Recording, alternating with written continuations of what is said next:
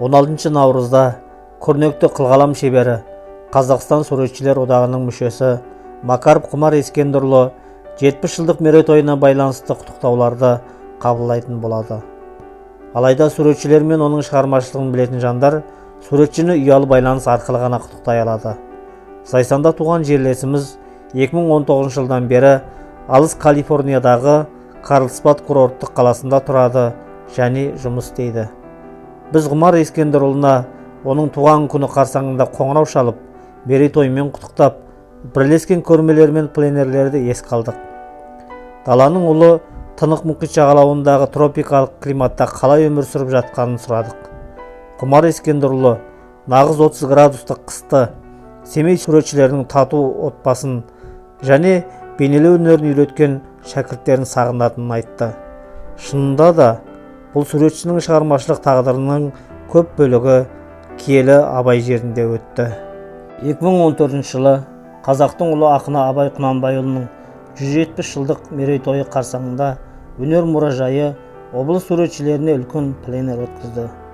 Құмар Ескендірұлы бізбен бірге болды және Абай шығармашылығымен байланысты барлық тарихи нысандардағы этюдтарда жұмыс істеді.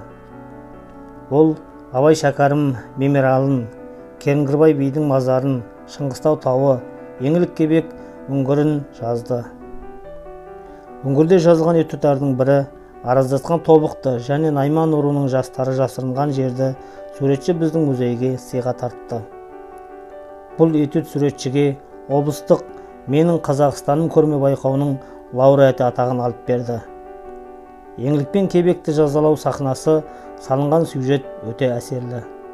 Қолында қамшысы бар төреші Кеңгірбай би, жігіт пен қызды ұстап алған жазалаушылар, барлық кейіпкерлер ғашықтардың қорқынышты өлімін алып келетін, ат құйрығына байлап ажал құштырған арқанды еске түсіретін композициялық оқиғамен шебер жазылған. Бұл ретте суретші этюдтік әзірлемелерді туралы ұмытқан жоқ. Ол қорқынышты көріністі әдемі пейзажбен безендірді. Түрлі түсті мүкпен жабылған үңгірдің қабырғалары, дала шөптері, күннің батуы, жарқырап тұрған аспан жазықсыз жандардың тағдырына куә. Барлық тондар үнсіз. Суретші доминант ретінде әуесқойлардың жай ғана фигураларын көрсетсе, тек қана ашық түсті қызыл көйлекпен еңлікті, жарқыраған ақ көйлекпен кебекті ерекшелейді. Мүмкін қазір Құмар Ескендірұлына Тынық мұхитының батуын жазу үшін осындай ашық түстер қажет болар. Әрине, біздің суретші ең алдымен пейзаж шебері. Шығыс Қазақстан өнер мұражайының коллекциясында Құмар Ескендірұлының 11 картинасы сақтаулы. Оның 7-і Шығыс Қазақстанның шынайы табиғатын бейнелейді. Ол туған жерінің әртүрлі сәттерін жазды. Күз және көктем, әртүрлі табиғат мотивтер, таулар, өзендер, көлдер. Шығыс Қазақстандағы әртүрлі рельефтер. Оның айбынды мұзтауы және тыныш тоғаны өзі үшін аса бағалы. Макаровтың пейзаж композициясы қарапайым, көбінесе көлденең жазылған. Бірақ ол әуе перспективасын жақсы сезінеді. Ауа жарықтандыру динамикасындағы жергілікті реңдердің өзгеруін шебер жазады.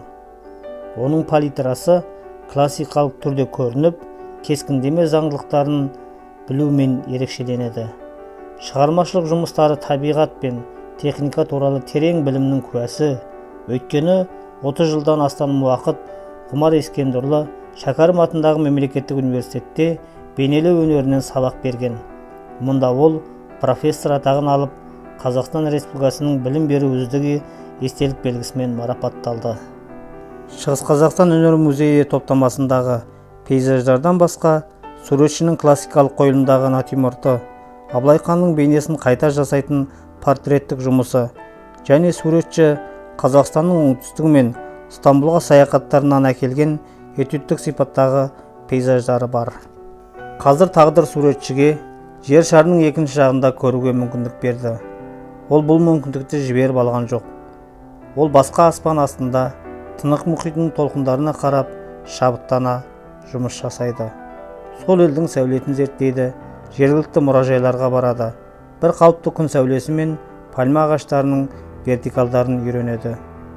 Қазір оның сүйікті ісімен айналысуға мүмкіндігі бар ма деген сұраққа суретші бізге өзінің жаңа Калифорния пейзаждарының ондаған фотосуретін жіберді. Бір қызығы, мұхиттың арғы жағында ол қазақстандық пейзаждарды жазуды жалғастыруда. Суретшінің түстерді беруі мен жарық қабылдауы іс жүзінде өзгермегені таңғаларлық. Оның палитрасы сәл ашық болды, бірақ ол әлі де академиялық аралас реңктермен жазады. Теңіз де оны дала сияқты толғандырады. Осы жылдың шілде айында ол өз отанына келуді жоспарлап отыр. Біз білмейміз, бірақ бір нәрсе анық.